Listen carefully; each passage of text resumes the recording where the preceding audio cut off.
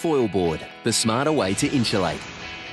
Installing foilboard insulation panels is quick and easy. So quick and easy, it should only take 2 people a few hours to complete a 30-square installation. It's best to install foilboard panels after the frame, bracing, fascia, windows and plumbing rough are in place and the frame inspection has been passed.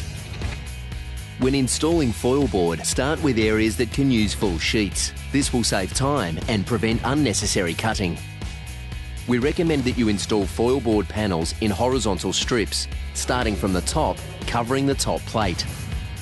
Begin with placing foilboard panels around windows and door frames, pushing the panels hard up against them to prevent any gaps. Don't worry if the panels don't join right on studs or noggins, they don't need to. When you need to cut a sheet, use a sharp snap blade knife. When you reach the bottom strip of panels, make sure you cover the bottom plate. Install small pieces over and below windows last. You might be able to use offcuts from another section, which would reduce wastage.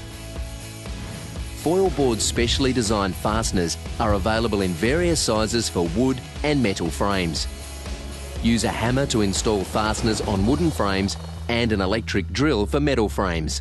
Make sure you take special care to avoid any plumbing or electrical wiring when installing the fasteners.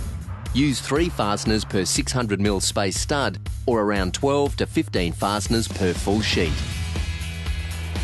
When all the fasteners are in place, foilboard panels need to be taped up. Foilboard tape is specifically designed to handle all weather conditions. Its formulated adhesive can be used in high temperature applications without failing. All external and butt joins should be taped. This will avoid any air filtration which would lower R values. Now the house is fully weatherproof and complete. The result? A slimline, lightweight, reflective insulation barrier.